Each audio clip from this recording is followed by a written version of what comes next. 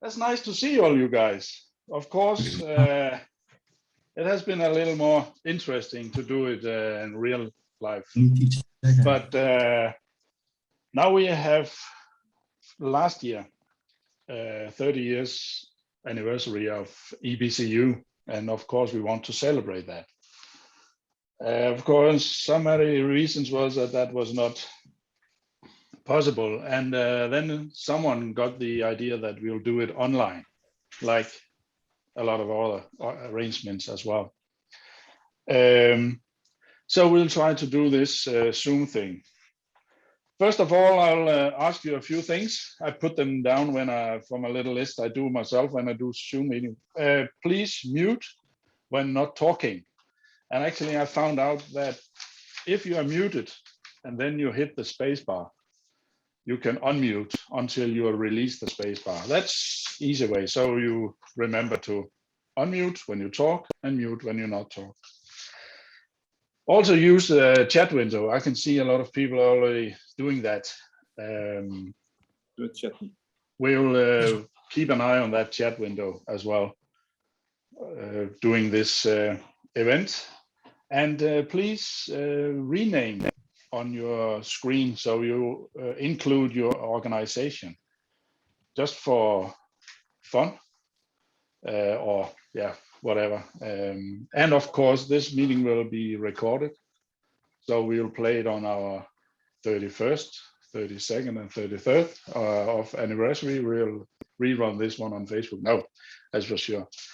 But nice to see you all. There's a lot of people turning up here tonight. And oh my gosh, there's a lot of people we are dropping in and have a beer and have a chat, of course. We have done a little program, but actually the only planned program we have for this event is the 5 beers. And I think we can manage to go through that. Many things has happened for the last 30 years. I see that in 26th of May 1990, in a hotel in Bruges, Alpha Dent Hotel in Belgium, this actually organization was formed. A lot of people, maybe a bit older than me, can tell more about that,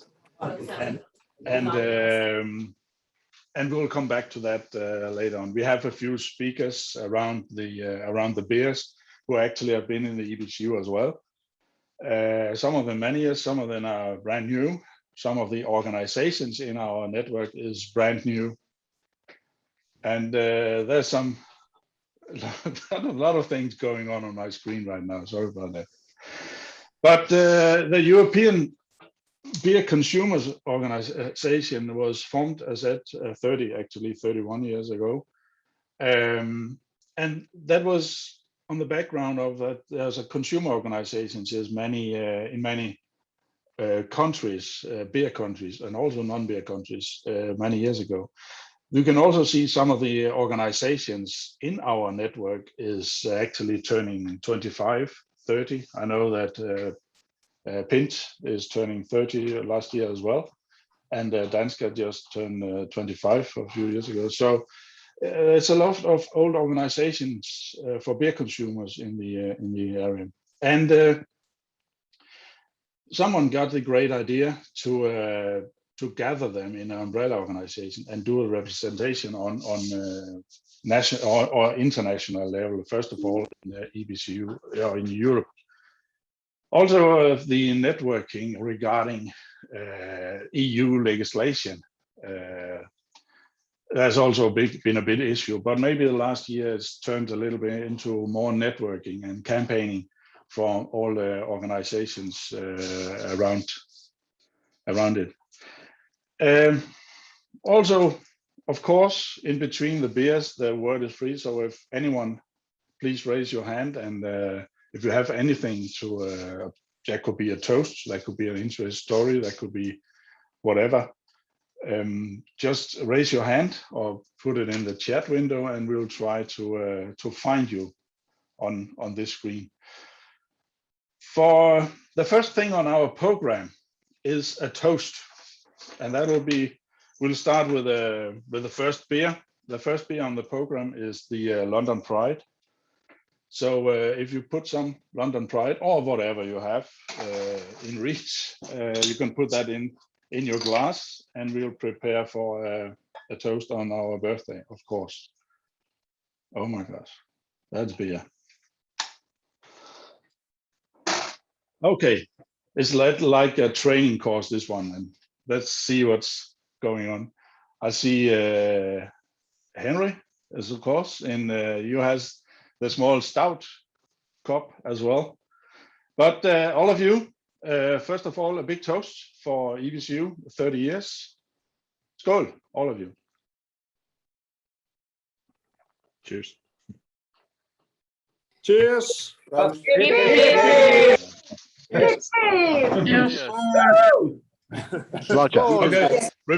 remember use the space bar when you are doing this.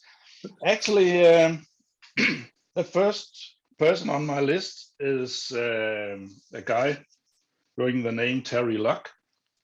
I have no idea if he's online. Terry, are you here somewhere? Please raise your voice. Nah. I haven't seen him, at least yet, in the participants list. Okay. That was actually the guy who tell us about this London Pride, but we'll manage to do that. Funny. Terry, no. ST. We have, if I look in the participant around, starting with a T in my list, there's a Torben Steenberg. Torben Steenberg, are you listening? Yes, I'm listening. Okay. It's seldom, but I am listening. You're listening. Okay. I also have an mute button on you. That's good. But actually, when I started this EBCU thing, you was one of the guys behind this EBCU many years ago. Not because you're so old. I remember you had your last birthday was 50 or something.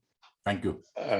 But you was around those guys who actually started all of these things back in time. I was participating in my first meeting in I was seeing here in it was in France, Lille, in 2008. But there have you been for a few years as well. What was the idea from back in time with the EBCU things? Well, one of the most important things was in the years, actually I was in EBCU around 2003 or 4, I can't remember closely, but something like that. And I stepped out 2008. And one of the main things to work with at that time was to get new organizations on board, of course, also to help the old ones to stay there. And but one of the most important things was to make a manifesto, because we had to show the political people what we wanted to do with EBCU. And one of the things we did, and as you are still doing, I know that, is to make receptions in the parliament for the parliament members and their assistants. And it was for some years my job to organize that. So in the years where I was organizing, we were moving from the parliament to the European Brewers' House and made very good relationships with them. Yes, exactly. And that was also the days when I started, when we started this network and found out that EBCU, when we came with our EBCU hat or our funny t-shirt or something on, we was actually recognized in that rounding. And that was also the days when we was transforming from this umbrella organization and best practice until known NGO in Europe as well. And I see maybe some of the other guys who was actually as in Jan Likota. I don't know if you are able to speak of that, because you were based in Brussels and in good relations with all the parliamentarians and what's going on, and you also had your turn in the EBCU executive. And what is the issue about Brussels and EBCU? And now Torben is mentioning the receptions. Thank you, Bo. Yes, well, those were quite interesting days. Can you hear me? So Yes, fine. okay, very good. I'm at a beer festival, in fact. Oh. Those were the days when there was a lot of activity, and it was a lot of issues going on food and consumer policy. So there was interest in knowing the voice of the consumer, and it was also a good momentum because of the EU enlargement and the interest of a lot of new MEPs on beer, and the opportunity to have beer receptions in Brussels was a good thing that EBCU was doing for about 10 years to present the variety of beers, which was a good thing to do over time, and also present a different perspective than the producers on beer issues. As I remember, it also it was more and more interesting about the consumer aspect of this one, because we have in all of our organization on national level, we also have been organized and interesting how the ingredients was treated, how the pricing and all that kind of things, and it also in our manifesto as well. But that was all started a few years ago on the food level as well. And in the EBCU or EU has always talked about legislation and push them down on the consumers and all that kind of things. But actually, we are one of the only consumer organization, and the biggest consumer organization all over Europe. And when our voice was raised, the politicians actually listened. I know that some other people's on the screen. Sorry, there's so much going on my screen right now. But okay, they formed this one many years ago, and I know that Danska, Danish beer enthusiast, was one of the next one participating in this EBCU for many years ago. There was 4 groups who was actually formed this one, but then as Torben said, we were starting concentrate. Our focus was on gathering national organizations, and I know that Danska is one of them, and I see we have a few ex-chairmen on this one. I don't know if Klaus Stenersen, as you... Oh, you're here as one. Yeah. Hi. You're also an old man in this consumer things as well. Thank you. Oh, and also the Lyngård and Mette. And maybe we have is Hans Peter there today as well? He actually has birthday today. Sure. Okay, so look, Hans Peter. And Klaus, but back to you, Klaus Sejersen. You have also been on these receptions that Torben has talked about, and putting a face on these politicians on EU level. How was that as a chairman of beer consumers organization? Yes, exactly. I was actually representing the Danish beer enthusiast in 2004 to 6, together with Torben. So he was basically introducing me to his entire network in Europe, which was absolutely amazing to meet so many people who was really engaged in the same beer consumer politics, and also to travel all around Europe and see many all the activities going on all over the place.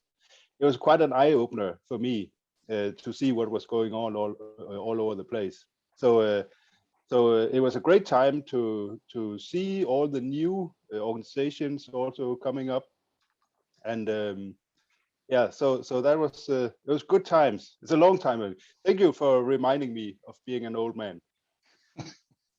Okay, sorry, that was the main focus. But I also remember that when I was chairman of Danske, that when you start traveling around and meet people who actually think the same consumer ways as yourself, and you still have some of the same issues.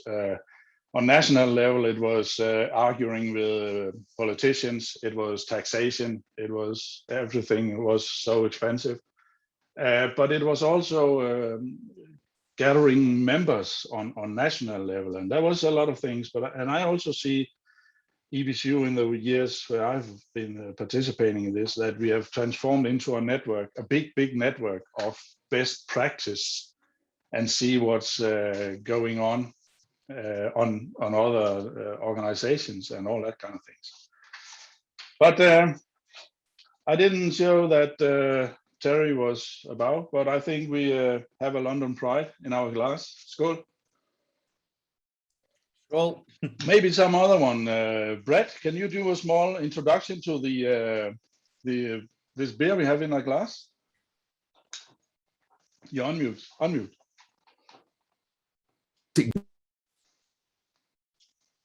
you're muted again.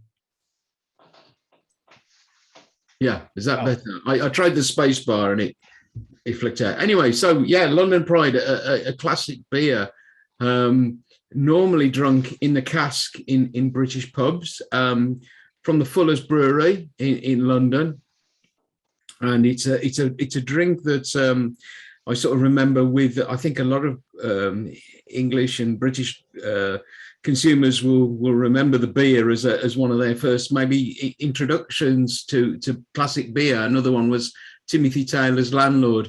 So it's got a malty beer by today's standards, but yeah, an absolute classic beer brewed at Fuller's Brewery in Chiswick, and I mean, I think it is their flagship beer.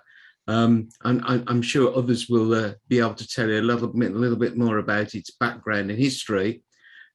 What I have done, Bo, is I've just sent Terry a text to see if he's got any problems. I gather you were expecting him here, so hopefully he will respond and we can help him get online if he doesn't have any problems. Yes, I had a meeting with him Wednesday night, so I was talking about that. So I think the technique as well. But also one of the faces on my screen, Carl Kins, you have been there for many years, also in the executive as well. And I know you have done a lot about the thing about EU legislation, about the labeling and all that kind of thing. Can you make a small brush up? It's a few years ago now, but can you help us on that one? Well, first of all, I would say I did a lot of things, building further on what, let's say, the predecessors had done. But indeed, I would say when it came to certain issues, actually, I would say there's so much consumers can fight for when it comes to beer that we had to say, put some focus into it. And one of them, indeed, I would say, was the labeling issue, whereby I would say Europe, thanks to the wine lobby, had a lot of exceptions for alcoholic drinks producers.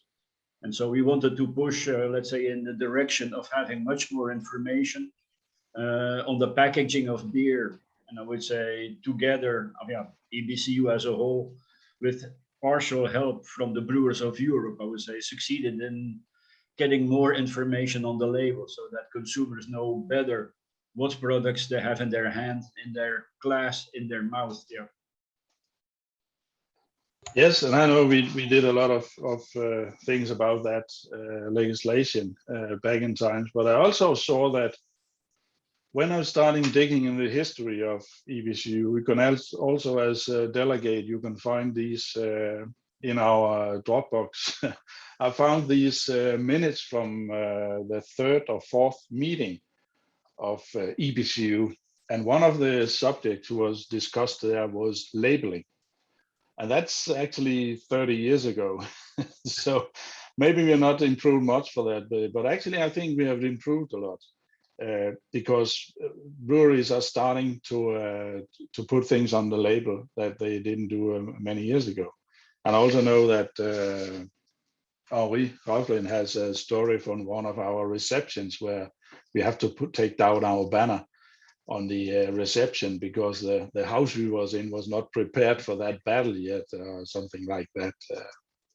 But that's another story. Okay, we see if our first chair will pop up, but I see on my screen we have the second chair, Henri Rauchlin from Netherlands. On my list, you said you must talk a little about yourself, of course, and La Trappe. And I know you are also fiddling a little with this Trappist brewing. Word to you, Henry. Hi, Bo. Hi, guys. Good to see you all. That's it's been a long time. It's been too long, actually. I hope to see many of you at the EBCU gathering in the Netherlands next month.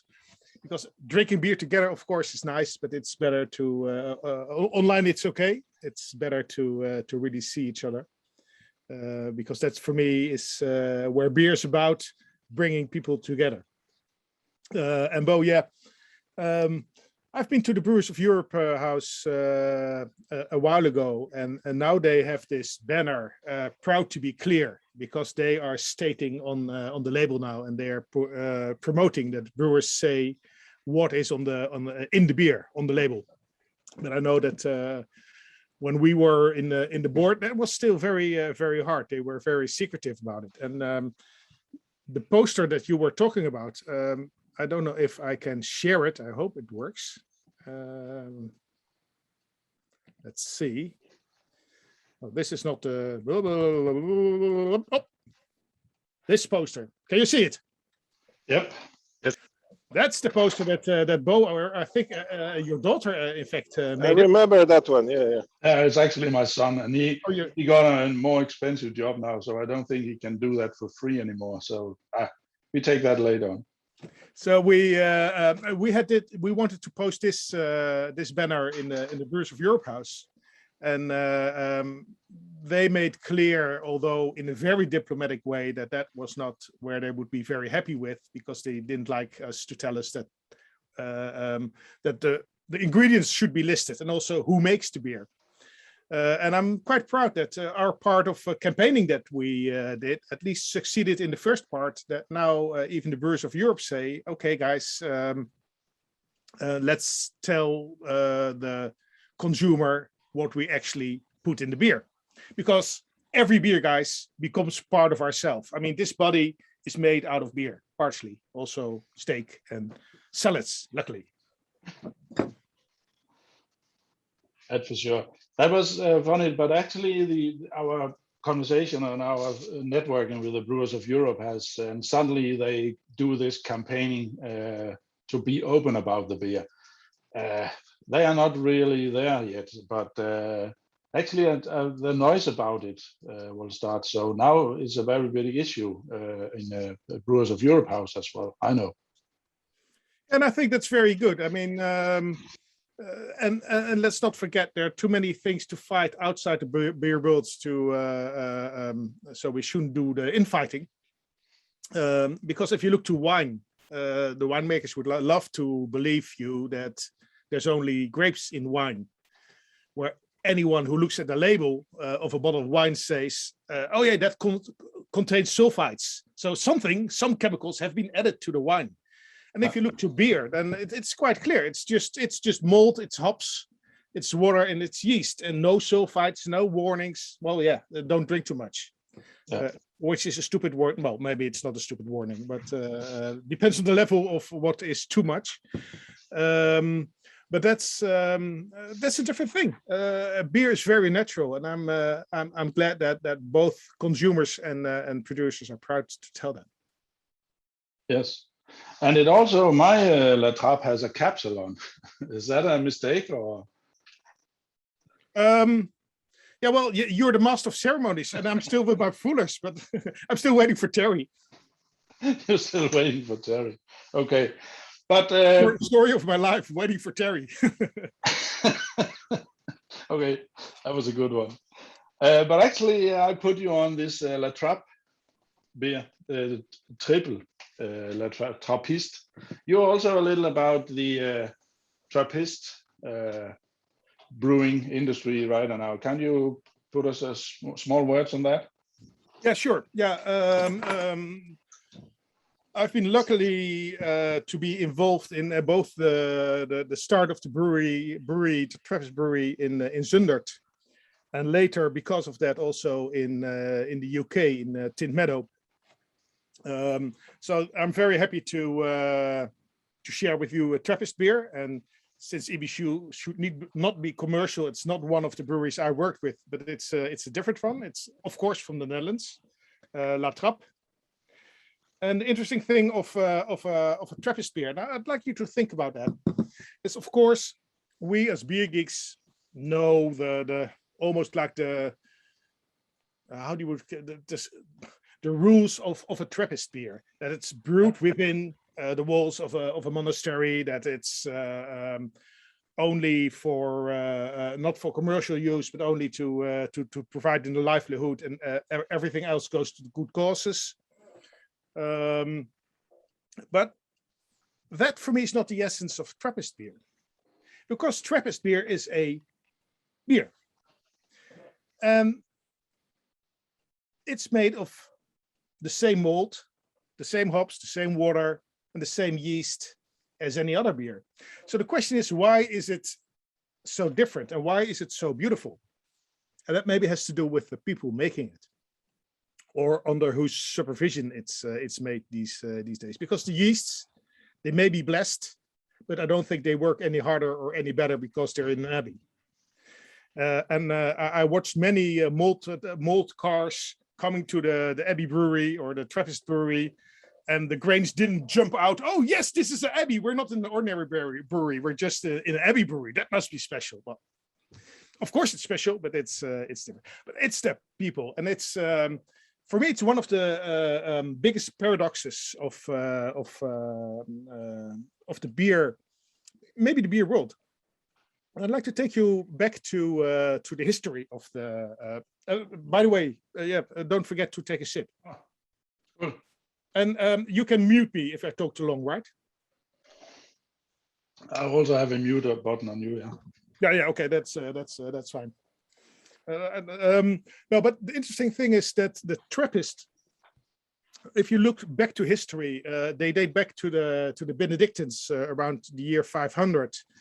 Where Saint Benedict said, okay, we start a monastery and we'd like to live in seclusion so we can pray to God. We separate ourselves from the rest of the world to pray for the well-being, and we work with our hands. And that's the rule, ora et labora, pray and work, or work and pray. Pray and work, pray comes first. Interesting thing is that he said praying, and I think that makes Trappist beer special.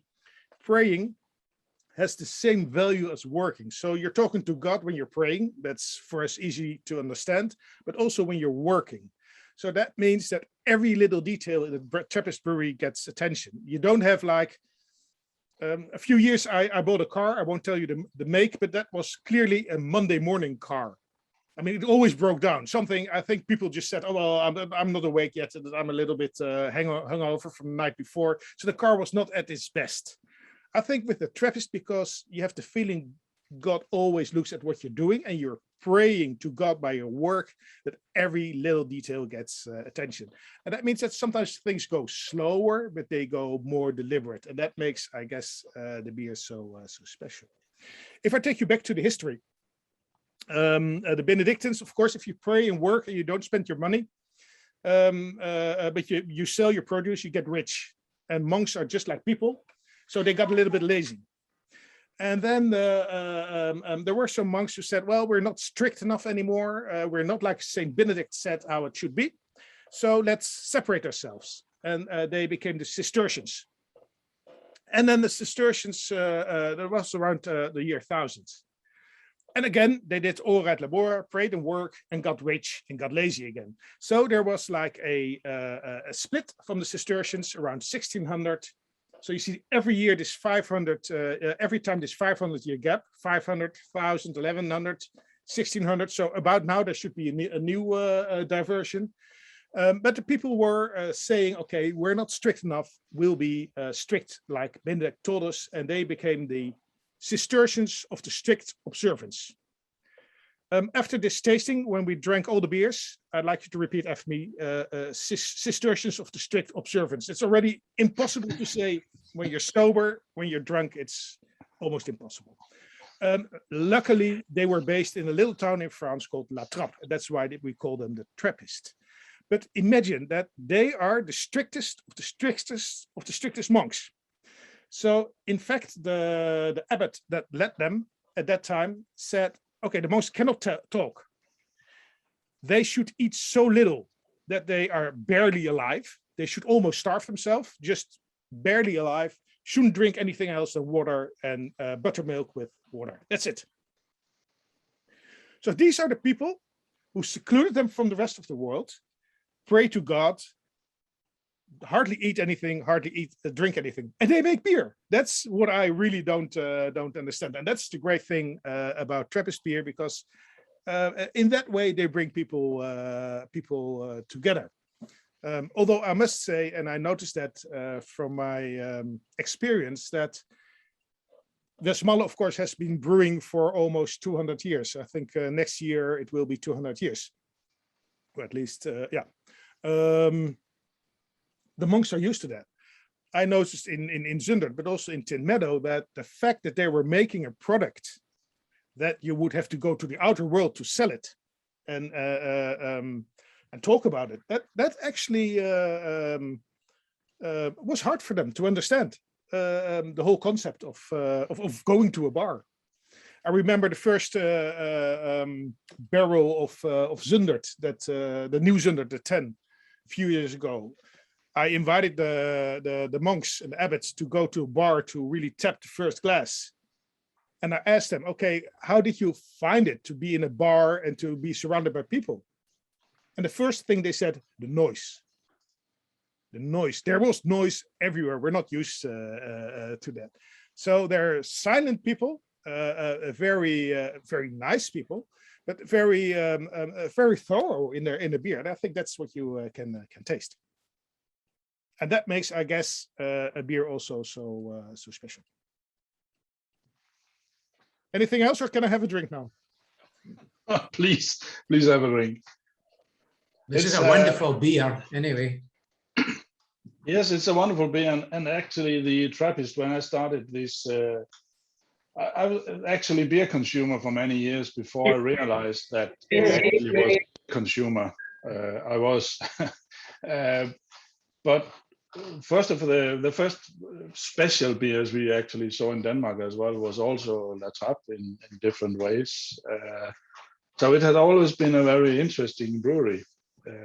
But I know that from many years ago, there also was this hype about to be a Trappist or not. And then there was some breweries who was kicked out and some was starting up and all that kind of thing. So it's interesting that they are still alive out there and very much alive. Like I see this one as well. And the interesting thing is that, in fact, now there's one Trappist beer who lost their label because the Abbey closed down, or at least the Trappists are not living there anymore.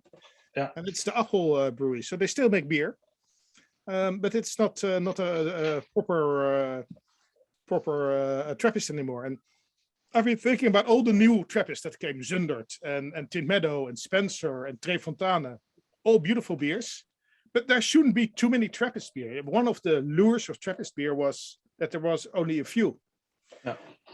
So at a certain time, after Tin Meadow, I made the deliberation for myself. Should I, if there's another Abbey that comes to me, would you like us to help us with creating a new Trappist?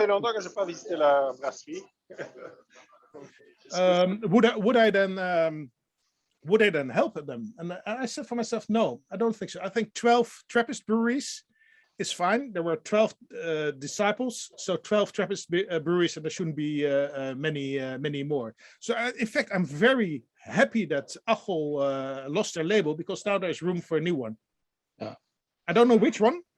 I look forward to that, but actually in this labeling thing, it was one of the first thing I realized on a label was that when I do a beer tasting, people was asking of this Trappist logo on the label, and then you can actually tell a story, but around this labeling things as well. Yeah, exactly that one. So it's basic labeling. I know a lot of other countries have started up with this labeling, different labeling. I know in Belgium now they have so many special beers and old breweries in Belgium. So now they actually put on a mark if the breweries has been in the same family for the last 200 years or something. And that's also a label now. In France, they did it. And in Italy, they also did it. This beer, the artisanal, or what call it, if all the ingredients is brewed or whatever, breed into 20 miles of the brewery or something like that. So there's a lot of labeling out there, also confusing the consumers.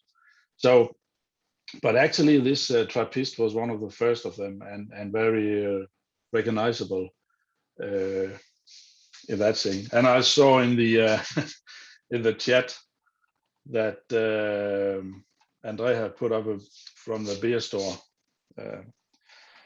Bo, one thing. Of course, you put this La Trappe in the box, which is great. I would have loved, and I see my friends in Finland, that there would be a real Sahti in the box, because that's during my chairmanship the discovery for me of a beer style in Europe like Sahti. That really was I think the biggest discovery of my chairmanship, and the welcome I got in Finland at the competition was great. I will dig up the photo and put it in the chat. Thank you, Henry. Thank you, Henry.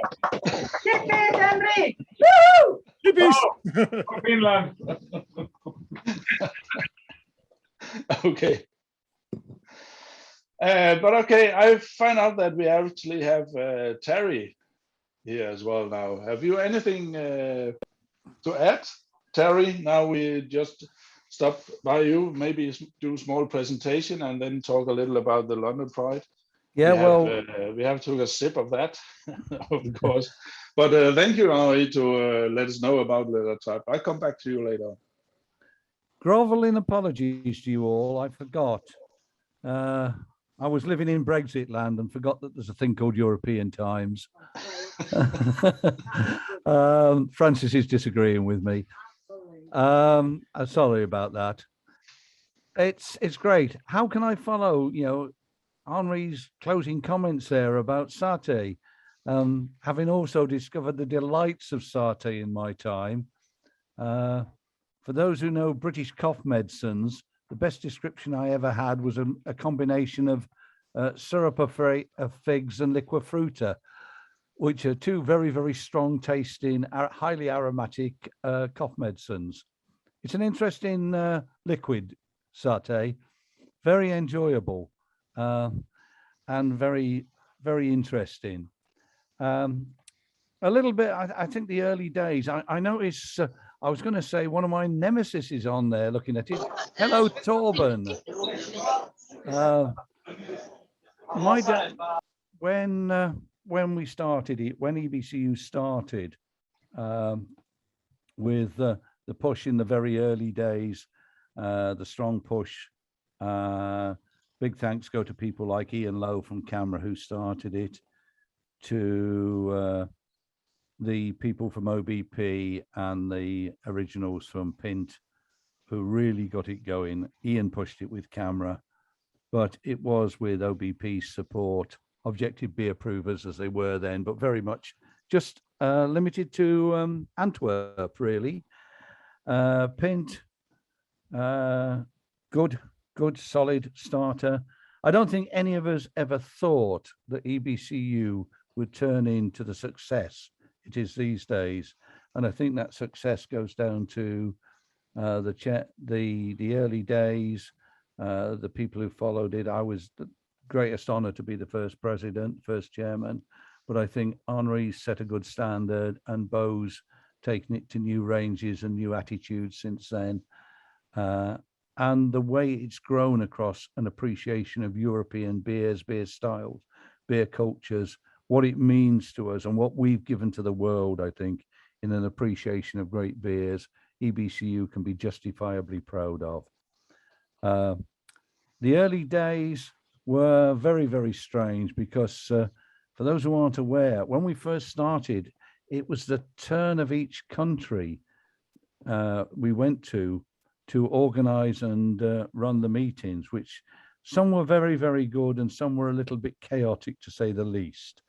No disrespect to the Norwegians, but it was the last chaotic meeting, which was, I think, was in Oslo, which said we have to formalize and go into a much more formalized structure of meetings. I was elected president at the next meeting, which was held at the Britain's Protection, appropriate name, cracking pub in Manchester to anybody who's ever been in it. And I was delighted because I had the strong support in the early days of Gilbert Dooms, but then I had an even better support when I had Laurent Mousson and Torben Steenberg on board with me in the early days. The big push we had in the early days was to get some standards and organization into there. And we all recognized that we needed a written constitution to be able to be recognized and addressed properly by the European Commissions. Torben and Laurent, my heartfelt thanks to both of you because you did so much hard work in getting that constitution together. We had a great signing, an enjoyable day signing it at the Brewers of Europe House, and we all enjoyed it. But it gave EBCU, as it stands now, a document, a written constitution, and I'm proud because, as far as I was aware, that was the first written constitution of any European organization within the EU, and something to be proud of. But it took you on and it took us on and it let us move forward. We could then start looking at finance. I give a big thanks to John Crime when John joined us, and John helped give you what I hope these days is a good solid financial basis. And the people out there did it. We traveled around, we had some fantastic times. I could spend days, Torben could spend weeks talking about the enjoyable time we had and the various things we did. Torben, I still remember wandering around somewhere, was it Scandinavia, wandering around with you, or was it Helsinki, wandering around with a Rudolph scarf you gave me? Oh, that was in Helsinki. That was Helsinki. That was the first time I tried satay as well. Yes. We had a great time and we had some really enjoyable times. And the thing was, we saw people in ordinary bars in cities across Europe that we would never normally go to. And we were talking with ordinary beer drinkers. And you realized that they were so proud of the beers they were drinking, the local beers. And they never thought about the world outside. Take the case we talked in when we had the odd trips to Germany. They never really thought outside their local area. But they were so proud of their beer, and there was a commonality that came across everybody we met. They were proud of what they were drinking. They enjoyed what they were drinking. We may not always have agreed with some of the things they drank, but we recognize that that was their right to drink it and enjoy it. And so I think I'd like to do one thing and start this off from my side, which is to raise a toast now, which is in London Pride, because I'm drinking that, to everybody, all of you on this call, everybody who's helped form EBCU to what it is, to where it's going for, and to EBCU, the past, the present, and the future. So everybody, skål, slange, cheers. Prost. Roast, forgot that one. We once did go through all the things we could say. Cheers. Yes. Kippis. Yeah, absolutely. Well, what I'm drinking is I'm drinking Fuller's London Pride, which is, I think, unashamedly described as a classic English pale ale. Thorny, a good base, good maltiness base to it, and a good mix of hops, which give it a good hop character.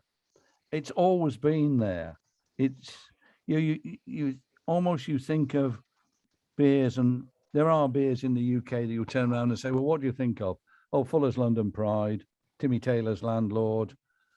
In my time when I lived in Scotland, Caledonian Dukers. All these beers are out there. Oh, Peculiar. But Fuller's London Pride keeps going on, keeps standing out there, and it's a stalwart still that against you, a standard that you measure beers against. I know these days Fuller's have been taken over. We worry about whatever may happen to the beers in time. I was following a comment about one of the beers that they own as to where it's brewed. It is a problem where an iconic beer like that is owned by a large brewery to ensure that they do it. I mean, in the UK, we've seen from my personal opinion, the sad lack of respect for draft Bass, which is founding, the very first trademark that was ever registered for Bass, the red triangle. And yet the owners of Bass these days don't have, in our mind, the respect for that iconic beer that is due to it. Oh, it's another brand in there. We'll use it. Let's use it for anything. But I think there's a hope out there that Fuller's and Co. and their new owners will at least have some respect for what they're doing.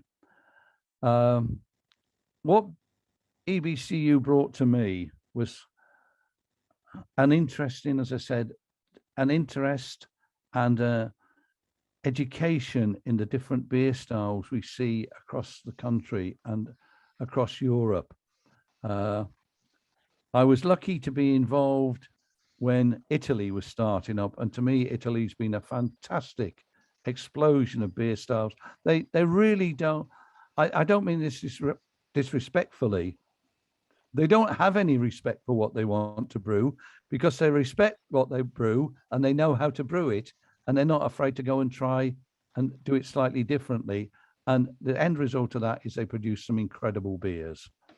They have brewed in cooperation with brewers, certainly I know in the UK and I know across Europe, and they have this cooperation cycle where brewers will go and brew the same beer in different countries, but using a local variant ingredients, and you get amazing differences and styles. I think that's led to the growth in other areas now. It's probably produced an interesting challenge.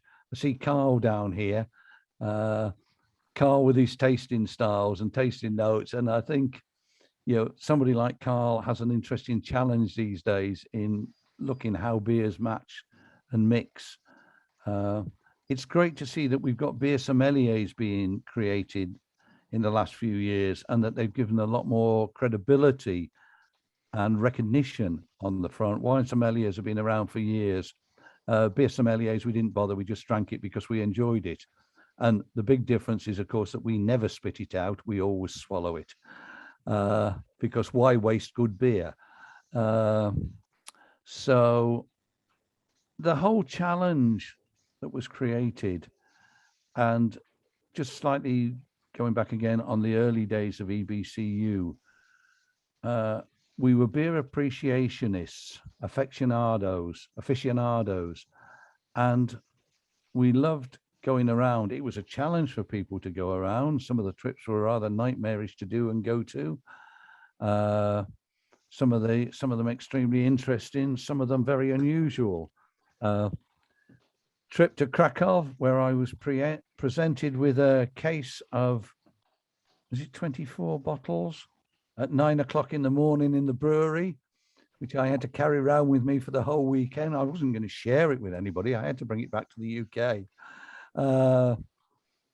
But the delights, I think it was the very first Danska Festival, Bo, Francis and myself turning up for it and seeing this very small hall that you were holding it in, but the volunteers going outside with umbrellas to keep the rain off the people who were queuing and waiting to go in, which was great. It was done. I have to say, camera would never bother about that. They'd just let them get wet. And what you were doing in Danska, you brought a new attitude and a new angle to beer culture and a new appreciation.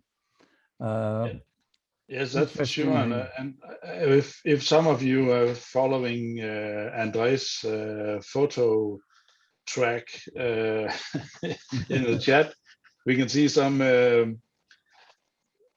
beers on the table in former meetings, delegate meetings. And actually, I can see on the last one, in the end, there was two hairy guys, Terry and Laurent, sitting there as well. But yes, it was starting up and did this as also Klaus Sejersen mentioned, that it was an eye-opener for me to meet other consumer organizations around in Europe, especially when I was in Germany in my own organization, and talk to people like that. Also the big ones as camera, but also the small ones and the ones we much alike Danish beer enthusiasts. And of course, the beer festivals is still one of the big windows to the beer consumer and tell them about that. So thank you, Terry, and please keep online. We'll come back to you with some, if you have some thing to add to the old stories. But also one of the other guys who has been here for all my time in EBCU is Carl as well. Terry talked a little about Carl and his judging. Maybe you're going to do a small presentation of yourself in the judging ways. And on my list is some beer from Boom. Is that correct? Yes, indeed. I'll start with myself and then we go to the beer. I was asked by Terry to join the executive in 2009. And actually, everyone expected me to show up in Liverpool for the meeting to be elected, but I didn't know I was requested to go there. So ultimately, I was elected in 2009. And that time, every executive had to be re-elected every year. And so in 2000, 1 year later, there was a meeting in Austria and I was expected to attend, but I was stuck in Chicago thanks to the Icelandic volcano eruption. So I was re-elected after 1 year without anyone ever seeing me. That was a great thing. Well, that means you missed the delights of Linz. Yes, but okay. Yes, well, the less said on that, the better. Ultimately, I stayed on board of the executive until 2018, when I would say the update of the constitution meant I could not stand for re-election. And during that time, I would say as an executive, I built further on what the predecessors had done, getting the reception in Brussels at the Brewers of Europe House in a less costly and much improved gastronomic way, in helping out getting additional focus on the action points of EBCU, rewriting the manifesto, etc., etc. Personally, indeed, I would say I'm a beer judge for over 20 years, judging internationally. And I'm quite happy to continue to do so. Now, COVID is almost going out. So I'll be judging Brussels, Munich, Rotterdam, I hope next year, etc., etc. Coming to the beer, I would say it's Geuze Mariage Parfait.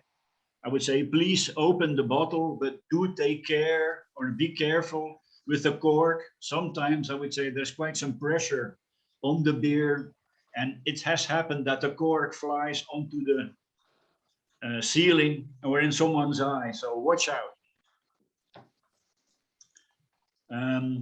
Let me have a small thing about the name, Mariage Parfait, so the perfect marriage. The name actually comes from René de Wits. You must know that Frank Boom, who I call Professor Frank Boom, because he knows so much about beer and brewing, took over Geuze Blenderie de Wits in 77.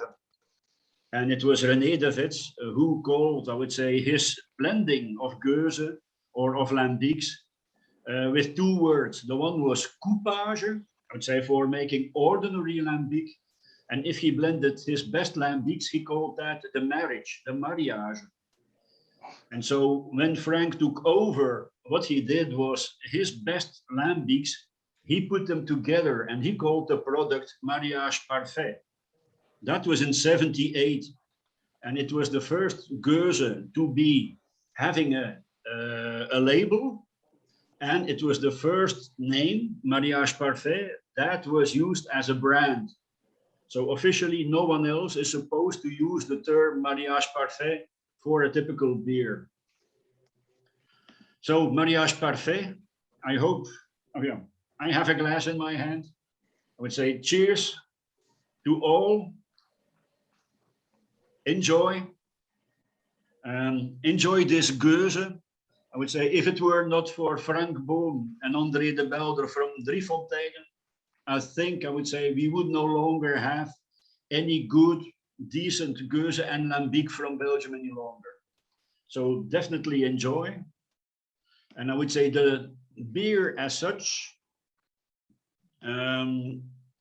basically, I would say the strange thing is Frank improved and improved until a certain moment when all the beers he had were more or less on the same level. So it was hard to distinguish the best lambic from the rest of the lambic. And so then he decided to make a distinction. And what he did basically, I would say, was increase the alcohol percentage of a certain foeder, 63 hectoliter foeder, which he let mature for a slightly longer period. And I would say that actually became the Mariage Parfait as we call it right now. So the current Mariage Parfait has 16 Plato and is 8% by volume. And a large part of the beer is 3 years old. The beer is matured 6 months further, either 6 months or a year further in the bottle before leaving the brewery. And for now, I would say there's still plenty of the Mariage Parfait available. So do not hesitate to drink lots of it. Cheers, guys. Yeah, good. This is a really, really amazing beer. Also one of the eye openers for the beer consumers, I think, and also the story about it and all that kind of things. It's so amazing, this one. Thank you, Carl, and of course you'll stay here for a little while if anyone has question to these beers as well, because we can also stay for a little back in time before we are starting to go to the next 30 years of EBCU. And I know, Torben, you have raised your hand and like to say something. Torben, please. Yes, I would like to know if Laurent is here. Is he? I've not seen him. Shit, then I have to talk instead of him. Well, it never stopped you in the past, Torben. Yes, but actually, I think I can say these things I want to say now. I can say it on behalf of Laurent and me. I just wanted to be polite because Laurent was actually in EBCU before me. So, so to be polite to the old ones, like Terry and so on, I would like to say some things. First of all, Terry, thanks for the nice words you said about me and Danske. As you have always called the Danish beer enthusiast Danske, and I never forgot that it was you who said that. And eventually, every time I have to talk in English about the Danish beer enthusiast, I'm saying Danske. And everybody is looking at me and say, what do you mean? And I say, oh yeah, that was old days with Terry. But I was coming into the EBCU, as I said before, in 2004, and following actually Søren Lynggaard. And I have seen that Søren is here somewhere also listening. And it's many years ago that I've seen Søren, but I hope everything is okay. Many greetings to you, Søren. But thanks. Back to, oh, there you are, Søren. Hello, Søren. I can see you are there now. Actually, Søren was vice chairman. I can see you too. Actually, Søren was vice chairman in EBCU before me. But I had some good years in that organization.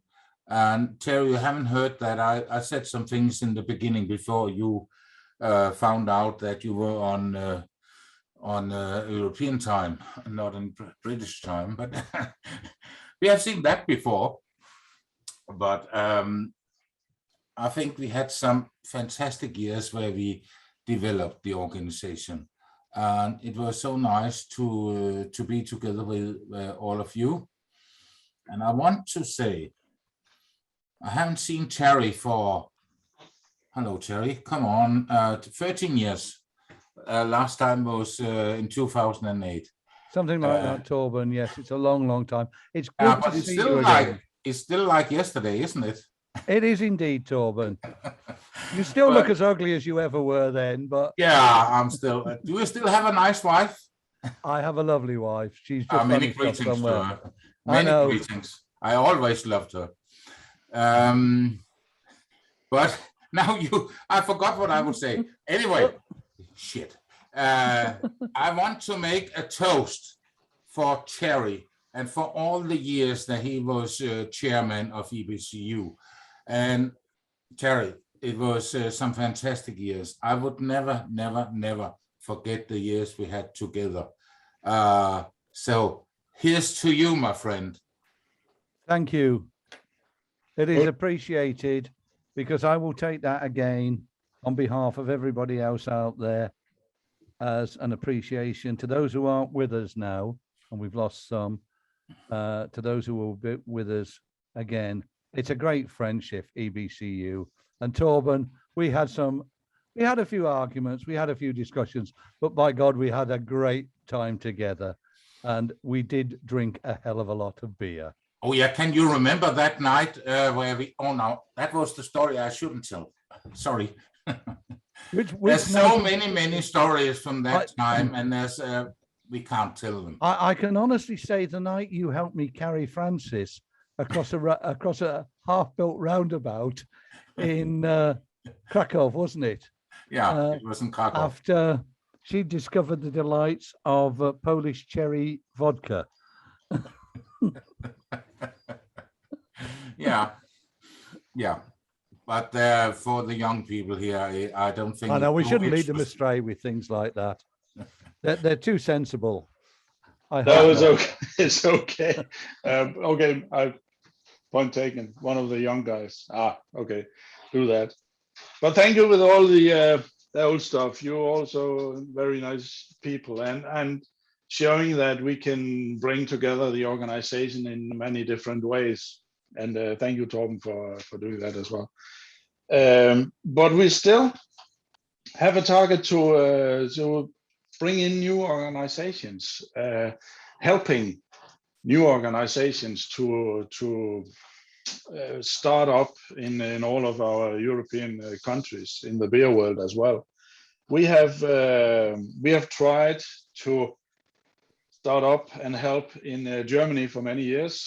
Some of you know that we had some organizations from Germany, but not a single organization representing Germany. So a few years ago, we bumped into Marcus, and he was participating in our meetings as a guest, and we are starting to take up. And actually now he has managed to start up an organization in Germany as well. But you can tell more about that, the new EBCU, and that's you for the next 30 years. And there's something with a German beer as well, isn't it, Marcus? Oh yes, of course. I thought of bringing German beer also into the package. And as you all are the ale guys, I thought, why not drinking a lager? So, and here we have the Keller beer. This is more or less the mother of all lagers. And so let's try that. And of course, as being maybe the newest or maybe youngest organization. Oh, I just have to mute Josh here. Of course, we also want to cheer on all you guys and girls who are representing the organizations which led EBCU to what is now today. And so cheers to 30 years, and I hope that Germany will take part in the next years, every year in a good way. Cheers. Cheers. And please keep an eye on the chat. Yes, Andre just is asking, when Calibre is the father, what is the mother? And I think you know the answer. Of course, ale is the mother. And we don't know really what the other part is, but at the end, somewhere in Germany in the 14th century, people thought about if it's a good idea to store the beer in our beer cellars. And the end of that process was the development of the lager yeast. And from that, first beers which were stored in the cellars, which are in German Keller, there the term Keller beer is coming from. And it's not really a beer style, because you have Keller beers which are more dark or more amber or more pale, a little bit depending on the water which was available in the places where it was brewed. And even we have a beer style like a red lager called Rotbier, which is also more or less one of these early beers. And but it was the beer the people based on when the industrial brewing was discovered by the Germans when they went to England and Great Britain in the 18th and 19th century. And what they brought back was the knowledge of how to make modern malt and how to make modern brews. And so they made it with lagers, and they invented Helles and Dunkles and Pils, of course.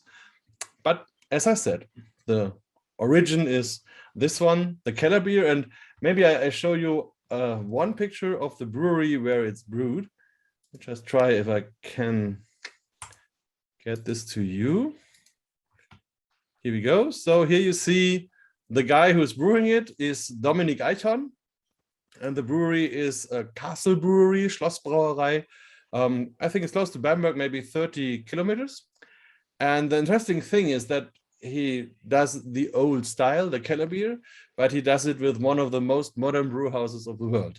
So what you see behind him is the new way of lottering. So he doesn't have a lotter ton anymore. He has these 4 devices, and they are spinning, and with the natural gravity, and the wort is brought on the top, and then it goes down to the second, the third, and the fourth. And every device has something in it where water can pour out and the rest stays in. So it's a lottering process, but you can take away the liquid at any time. You can put, for example, the hops into it and don't have to boil them. So you have more of the hop aroma in the beer. You can use much more grain, so you can brew higher gravity beers or stronger beers. And you can also use other grains than barley. So you have huge possibilities. And we have to mute Anniko somehow. So please don't forget to mute yourself when you come in. Okay, so as you saw, it's a quite interesting thing. And yes, and that was also the idea when I came into EBCU. I thought it was a great idea, a great thing to have the idea of a European consumers organization, but there was this hole in the middle. And I thought it's not nice to have that without Germany. And so we had the idea to found a German beer consumers union. And this was done now 2.5 years ago. And it's developing quite well. We have maybe the biggest success is that we already had our own beer competition. We call it Lieblingsbier. I can also show you just the logo maybe. Here we go. This is our website, and this is the logo. And the idea is to have the consumers propose one beer per beer region. And so it's not the breweries entering beers, it's the consumers entering the beers they really favor. And so at the end, we have the German beer regions. Each region had its beer, and then there were judges tasting this beer. And at the end, we, of course, had a winner. And it was here a beer from Braunschweig, which is normally not a beer region, but it was a good beer from a good new brewery. The second place was won by a Berlin brewery. Then we were to Hamburg. And the fourth place was in Bavaria, at least, so at Hohentann. So you see also a quite variety, and was a big success. The breweries were very happy. And I think GBCU is on a good way. We have more and more people joining in, and all are willing to also take part in the EBCU business. So it's great. And cheers again to all of you. Oh, Marcus. Peace, Marcus. Peace, nice to see you again. Post. And of course, Marcus, there's some notes in the chat. Brett is talks about the lower carbonation, reminds of British cask conditions. It's more or less the at same least idea. in some ways.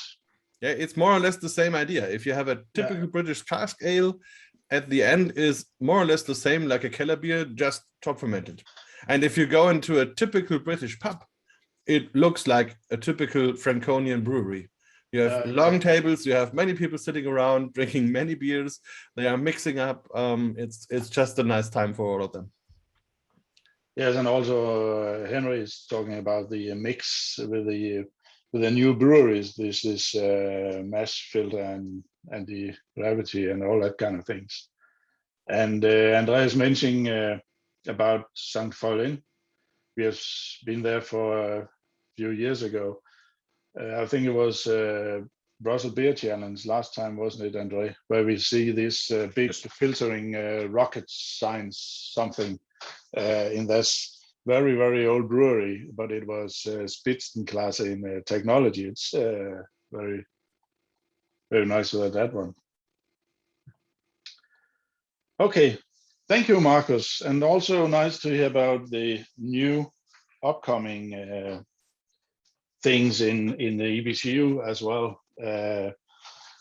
Also, Carl has mentioned a little about the things that we also a lot of beer judging going around. And I had a name on my list. I saw this one also for the upcoming, the new way of doing this beer. And I think Jonas from Sweden is here. Jonas, can you hear me as well? I met you in a beer contest many years ago as judging. And I know that you are doing online tasting now on your beer blog. Can't you give us a few words on that? Hi. Hi, Jonas. Hi. Yeah, I can give you. We're doing a lot of online testing now in Sweden. It's the only way to survive, so to speak, with the pandemic and everything. So it's going well. We're doing every second month or something on that on my blog and my webpage pilsner.now, and it's around 200-300 people every time. Okay, how did you get the beers around? Is that from Systembolaget? Or? Yes, that's the biggest problem, that we have to pick. We only can pick the beers that's on Systembolaget's ordinary assortment, so to speak, so people have the chance to buy them. So we must be very early with the kind of beers we're gonna taste. So we do between 5 and 6 different. We have this. We done a Belgian style. We doing the best Swedish lager. We done now in October. We're going to doing the best Swedish IPA, and then we let the people that are continuing the tasting that they vote. So it's not we just talk about it. It's me and Janko, Jan-Erik Svensson, and another guy, and we talk about the beers, and people vote on the internet. So it's the consumer's choice of the best beer, so to speak. Yeah. So we do that. Yeah, I like the idea that actually people can hear about the beers, and then they can do their own voting, and that's it. It's not rocket science. It's not depending on that one, and keep it alive. But I'm very keen that it's so many people who are participating in these online. Yeah, it's been very popular. We are really surprised that it's so many people, and the people are climbing up. So they have on every node, so to speak, there are between 2 and 6 people sitting together, joining this, and they are discussing it and everything. So it's been very popular, I must say. Yeah. Okay. And it's, of course, it's free of charge. We're doing it, and since we don't need any money for the thing, it's free of charge. And we ask people to give some money to charity and that kind of stuff. Okay. Yeah. Interesting. I like the idea. That's for sure as well. To keep it on. And looking forward to see you. Are you going to Brussels? Yes, I'm going to Brussels. Yeah. I'm also looking forward to it. Yeah. And I really enjoy listening to you people here. It's very interesting. Yes, it's a bunch of interesting people, and that's actually gives me the keyword for going to the next one, Brett, if you're still here as well. I know you do some seminars together with some other people in EBCU as well. You do some seminars on, it'd be a Thursday night, 8 o'clock Central Europe time. And there's a lot of very, very interesting people. I was participating in one this Thursday about women in the brewing industry and those kinds of things. How is the thoughts about this seminars? Yeah, thanks, Bo.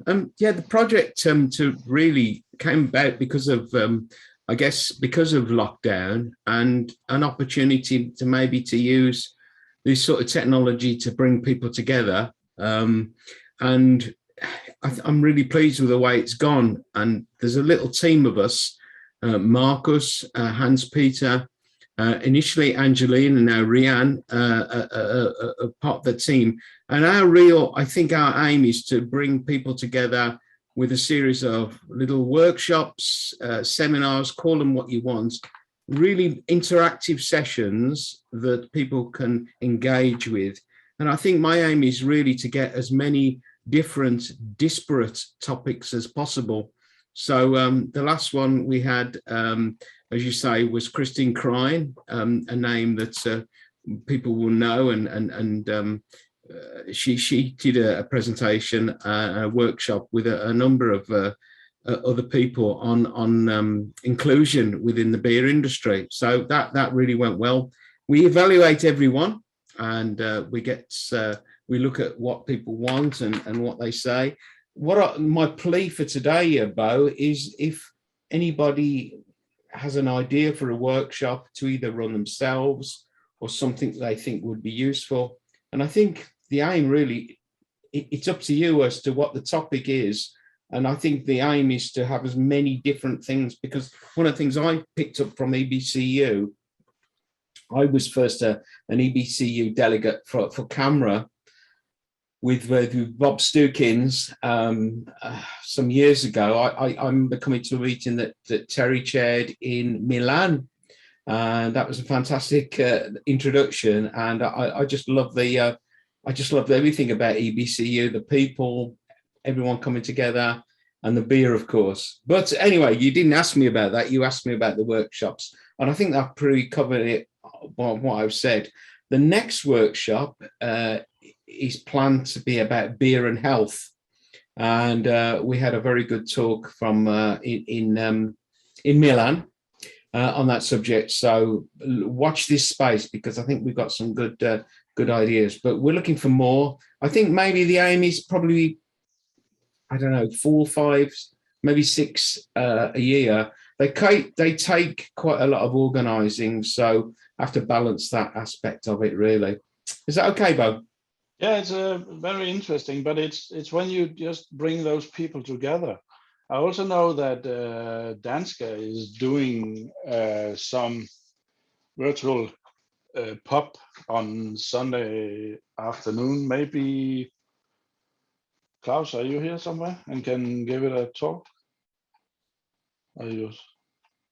I see Hans Peter is here. No. Claus had to leave.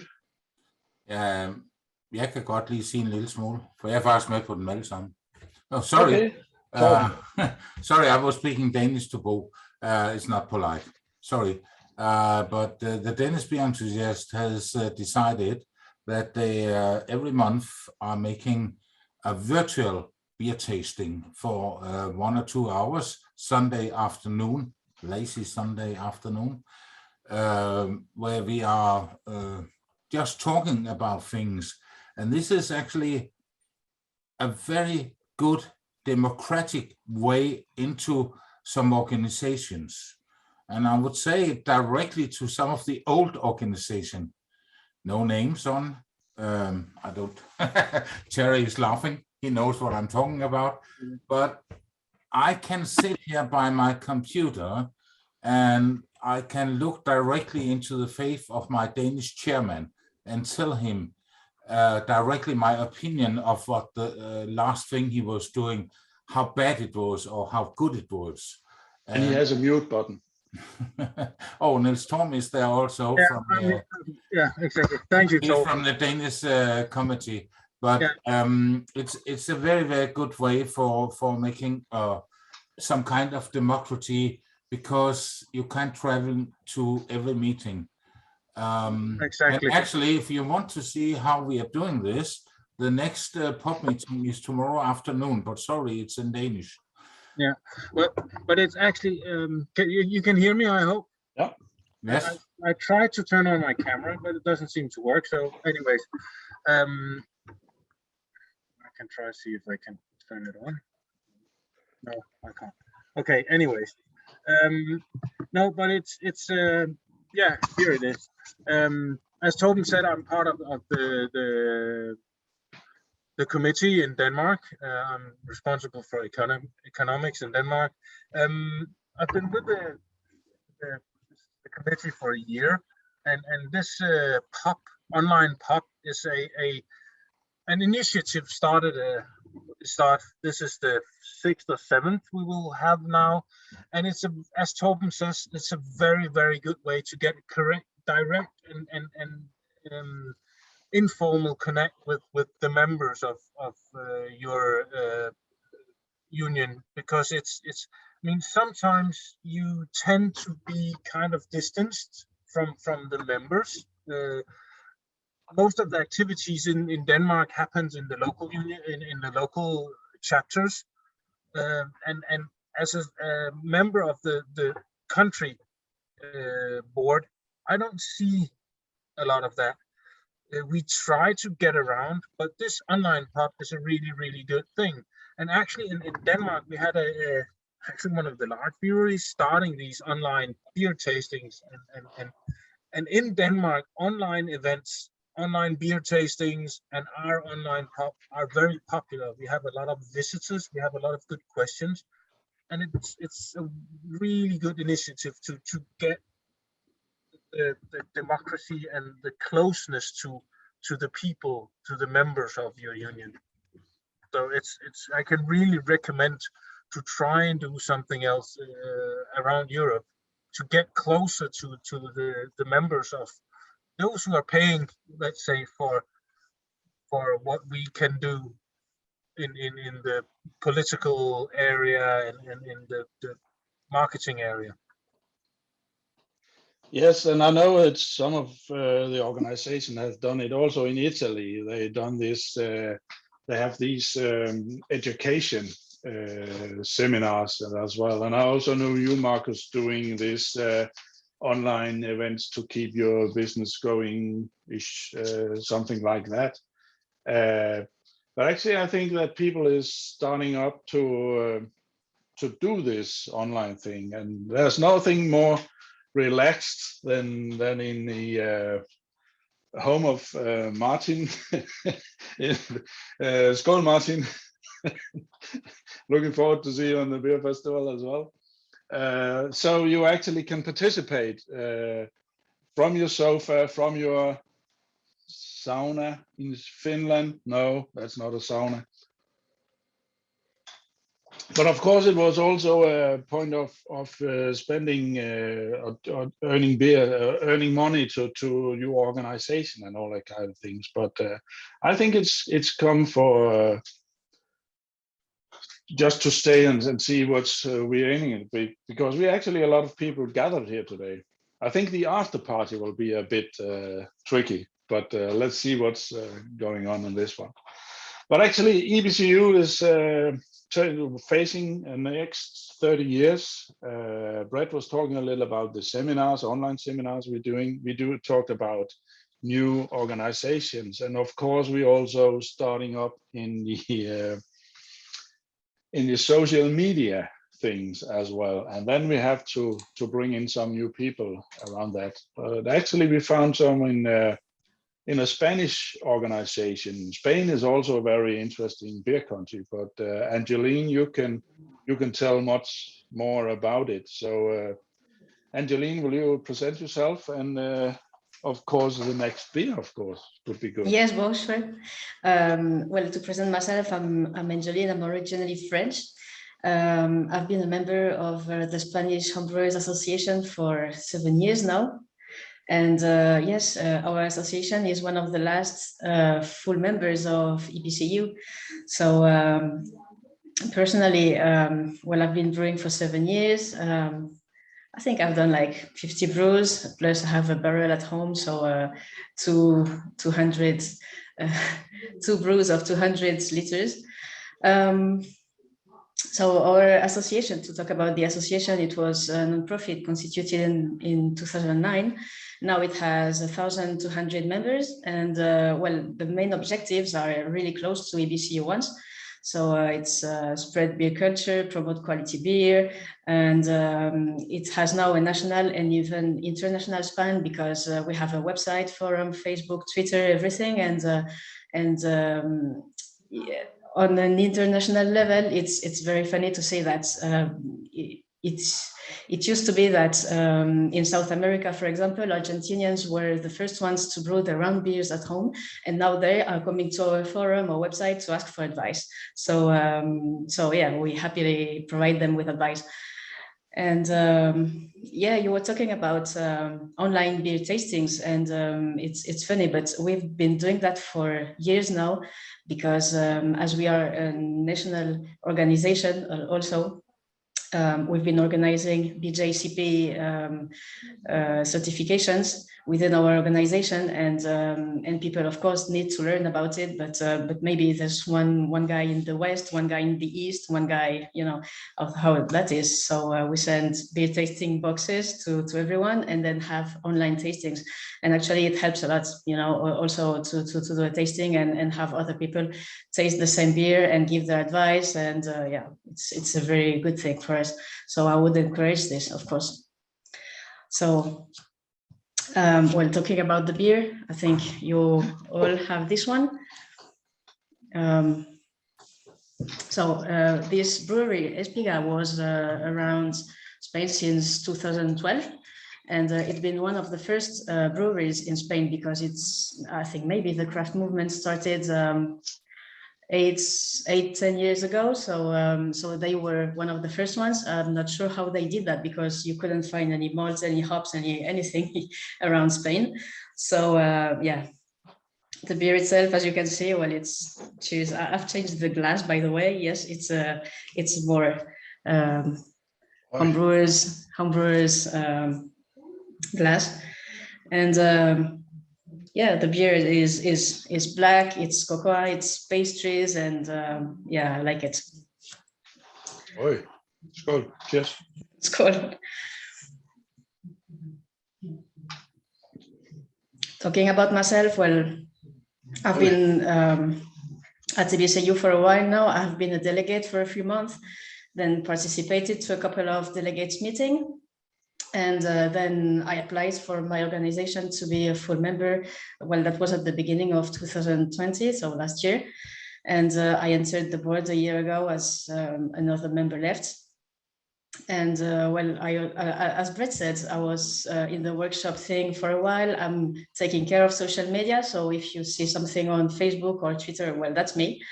And well, that was quite a lot actually to do. So I resigned from my workshop thing a while ago, and I'm still on the board and doing social media, and yeah, happy to do that.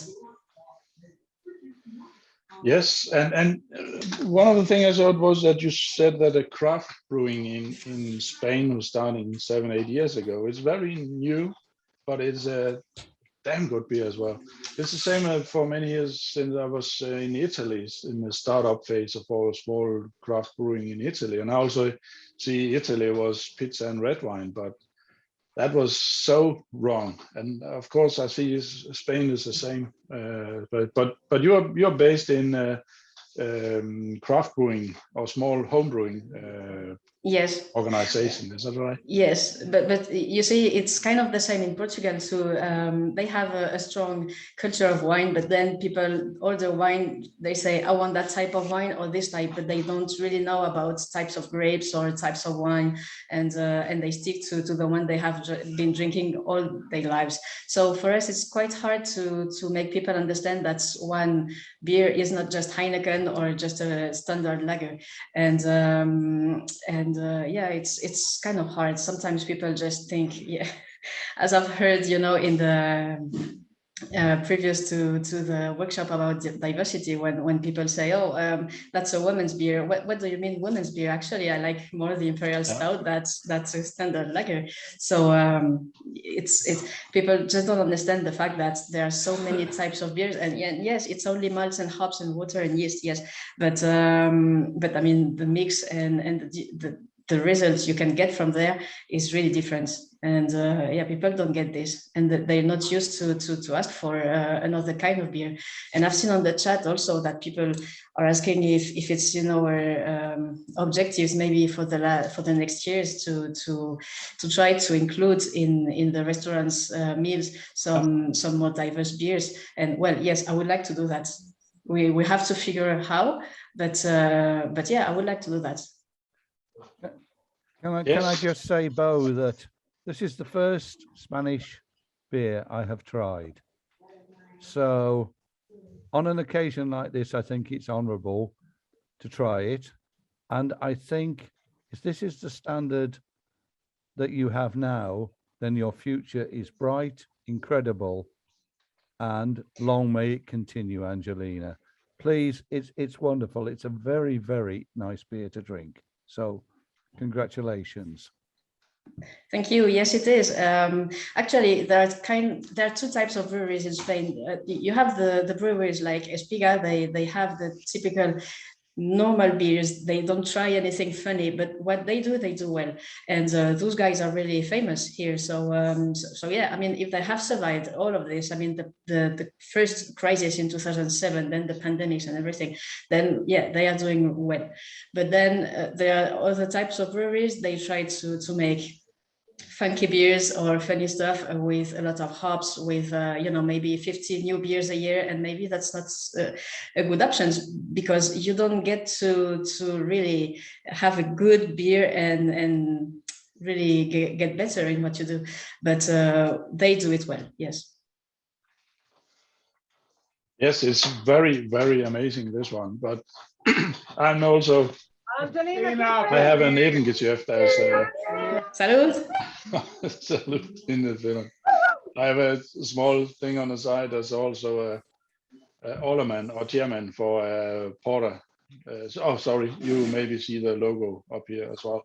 But this one is very, very nice drinkable stout, that's for sure. And if it has to get the British people to drink Spanish beers or Spanish stout, that's accomplished, that's for sure. That's very good and nice to hear about it, and to hear about the positive things of the new organizations in EBCU, and I see it as a really still alive and kicking, of course.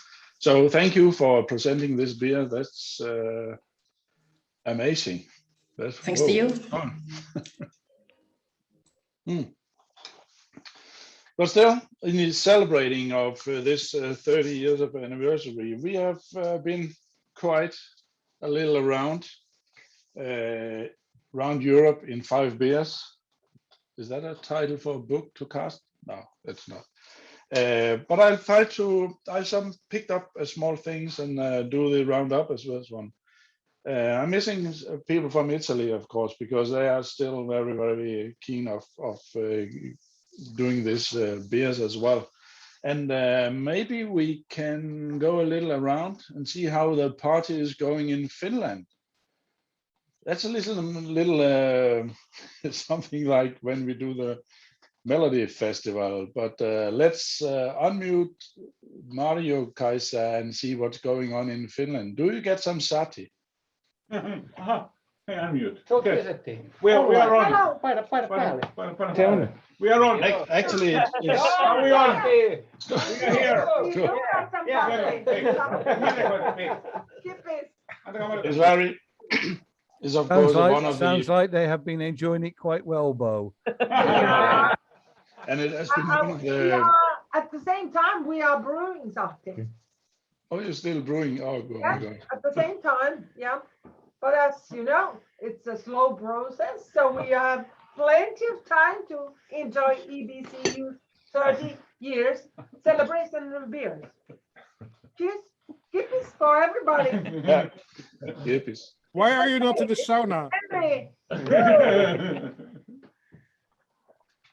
Okay, I also know, Jack, that you're doing some executive meeting today as well. Is that right?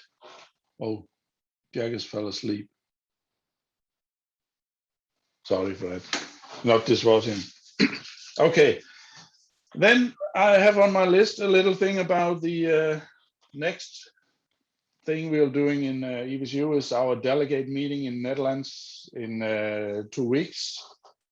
Ryan, you have something to add about that as well? It's been the first physical meeting we have in 2 years. So it's a little depending, and it's not, maybe it sound right, it's not so physical because the UK and Spain is not participating, and we'll try to do some online like this from the delegate meeting.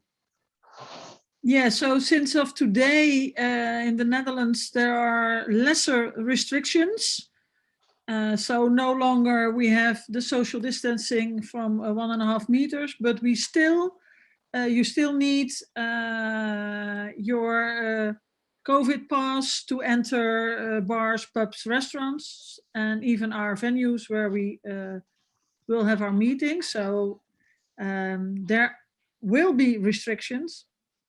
But it would be great to welcome you all, starting in Utrecht for the get-together, then at the fortification for the first meeting, and in the eastern part of the Netherlands for the second meeting. And we will end it with our anniversary festival for the 40 years of Pint. So it should be a great meeting. And I hope to see a lot of people. Is it 40 years of Pint? Yeah, I told you that in the beginning in the chat. It's 40 years of Pint. Whoa. Okay. That's a long time for a consumer organization. Yeah. It's started in the 1980s. Yeah. It's actually 41 years. Yeah, exactly. It's 41, but we're celebrating our 40th, Jack. Yeah, right. Amazing. But we're looking forward to see each other, and I know there's some subjects we're going on. The beer and health thing will be one of the big one next year. Yeah. Also, we have done this small work group around the future of EBCU long term ish, and find out what we're going to do as well. But I still think it's, as I hear it today, it's a healthy organization. Maybe we need some other stories from back in time. I see we have got a picture from Jos Brouwer right now. Jos? Yeah, he's alive right now. A big cheers for you, my friend. It's on the way to join with I think I have a bit of echo here now, and I don't know how to mute that. Josh, you are in with two devices. You Is should switch off the loudspeaker of your second device. I think this is better now. Yes. What were we talking about? Now I've missed. I've lost. You have been into this EBCU stuff for many, many years, and I know that the start of my story was you very involved in this EBCU as well. And I also know you're traveling around this beer tasting, judging, and all that kind of things, and talk about EBCU who to everyone actually like to listen about this EBCU as well. How did you get into this EBCU as well?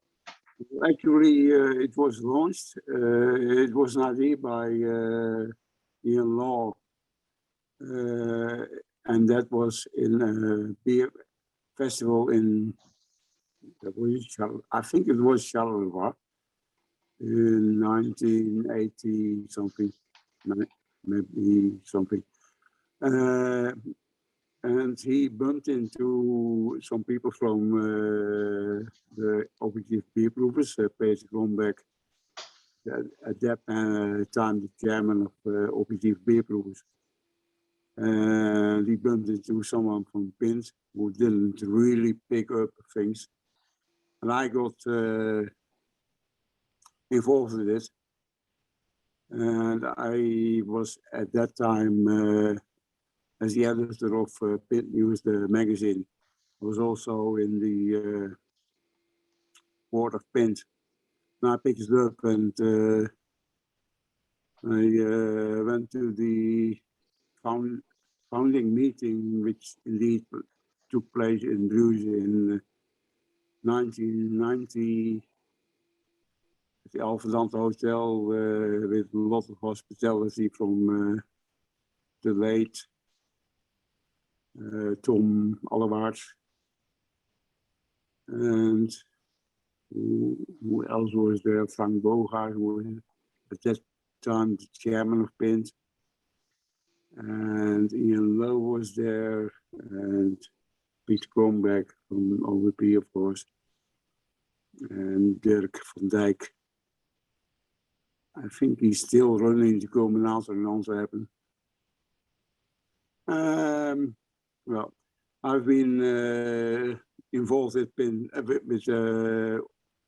EBCU since then until, well, formally until 2013, but I still feel very much involved with EBCU. I'm still a fan of it. I think it's a very good thing that all the things that EBCU has established in due time. Yes, as I see it also, that we have a great network, and that's also then we do these seminars Brett was talking about, that we have a great network, a huge network to if we want to have some subject, we can find the people who to talk about that subject and all that way around. So, but that's still a network that indeed you are part of as well and know a lot of people. So we still keep the old EBCU guys close, and if we have anything, we can just put it there. But as it's the future of EBCU, we still have to do some campaigning to do, and I see that we'll do this. We still have to fight the health Taliban, like I talked to Henry about in the Brewers Forum next year. Will be some of this be on health thing, and there's a lot of issues about that still going on in the on national level as well. So there's still a lot of things we can do for the EBCU as well. But still, today we're celebrating the 30 years. Don't forget that. And back to maybe Marcus as well. We need to hear about your executive meeting. Skål. You're unmuted. No, keep it. Okay. Cheers.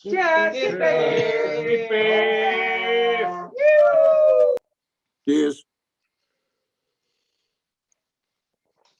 But Jack, back to you as well. You are a brand new elected chairman of PINT.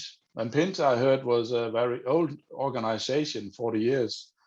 How is it to go into that as a chairman for an organization as old as that? Well, it's great to be in PINT in this organization because we are building a new future. So we're very proud of where we are after 40 years of PINT. But we're struggling maybe the way what are the next 40 years. But I think it's a great future. We try to be closer to our members, have more festivals, more tastings, etc. So in our opinion, that will be the future, to promote beer as it is much more than now. Yeah, exactly. I think there's a lot of things doing. How can we mute a camera? This is the health Taliban. You should be stopping to drink. Drink water, not beer. Yeah.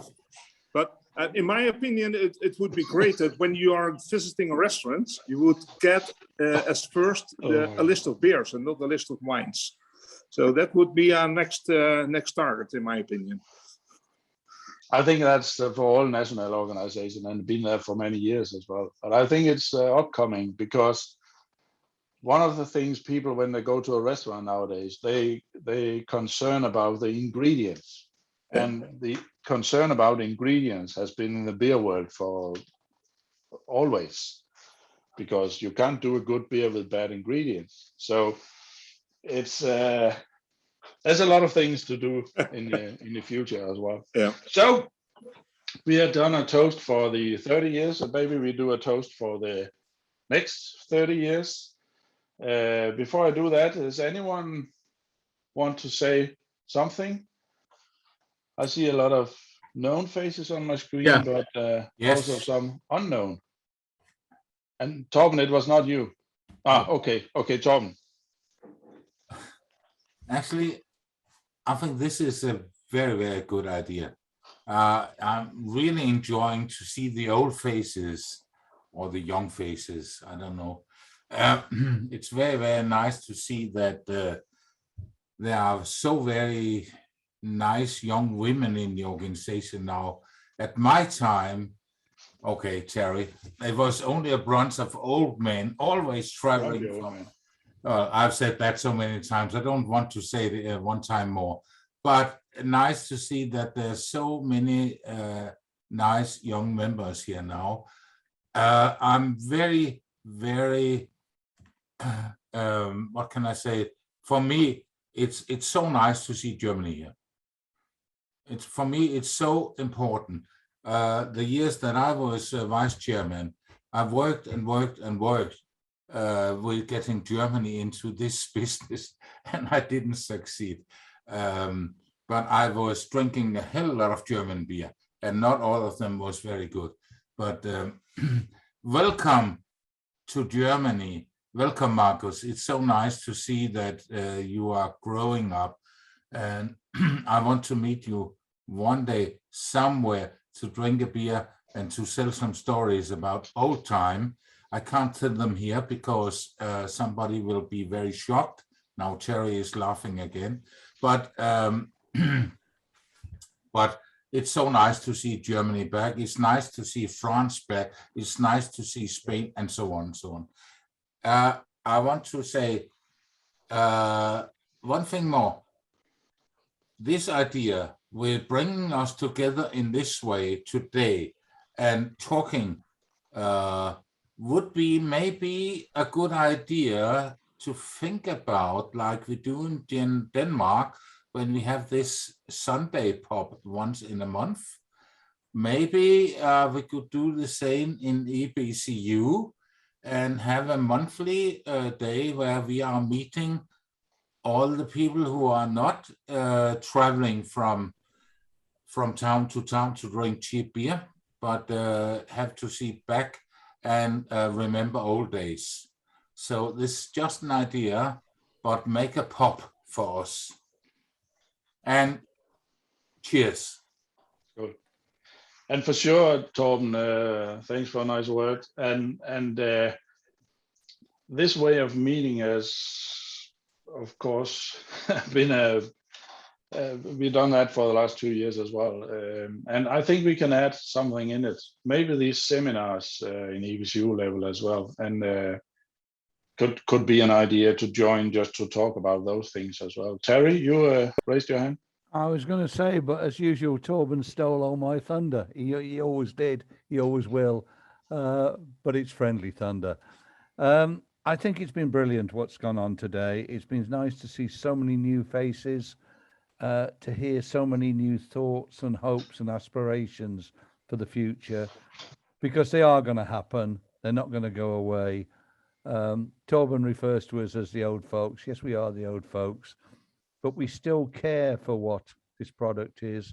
We care for what you're doing, and we appreciate for all the people like Angelina and the others out there are doing and promoting.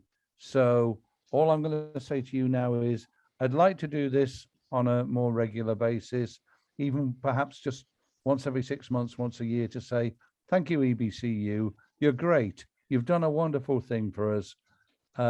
Please, let's continue. The mention of France coming back is brilliant.